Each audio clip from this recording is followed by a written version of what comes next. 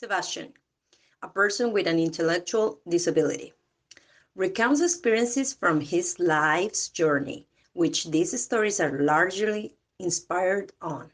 Author, Jorge Bonilla. Collaboration, Isabel Sousa. Translation, Pontifical Catholic University. Linguistics Career, Translation Center. Direction, Jorge Luis Banet Ponce. Coordination, Natali Penaloza Poma. Recording, Joan Quevedo and Luis Orbe.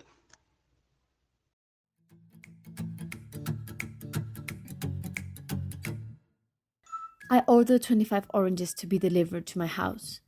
Nowadays, it's easy and quick to order fruits delivery. Then I count the money and wait for the oranges to arrive. I have always been thankful for my teacher, Mrs. Riley. She was my teacher since 4th grade. I went from one school to another, waiting to be accepted as a student.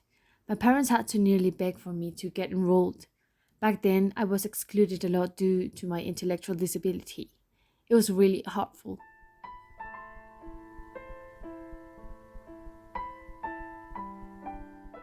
When we finally arrived at Mrs. Riley's school, she welcomed us with open arms. My parents told her about my situation, and surprisingly, she said, "Leave him with me, and do not worry.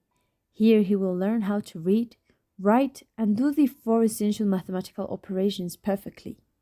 There was a resounding sentence to me, one of the most important moments of my life. Because of her, I am able to stand alone, at least when it comes to buying, using the phone, reading the labels on my prescription, writing down phone numbers. Overall, I can do the things that any literally person can do. I remember that in one of my classes with Mrs. Riley, I just could not pronounce this one word. My classmate used to laugh at me, but Mrs. Riley, with a lot of wisdom, decided to put her hand on my shoulder and, looking at me directly in the eye, said, "Sebastian, do not worry. You can do it. Read it again, pronouncing each letter. Remember, all the letters in a word are close friends." When I was able to read it in a way everyone understood, she said loudly to the class, "Sebastian, please read this paragraph for us." I read what was written on the board with fear but also excitement. She then looked at the class and asked, "Did everyone understand?" Followed by a deep silence. She asked again if everyone understood, and little by little everyone answered, "Yes, Mrs. Riley." It was a triumph for me.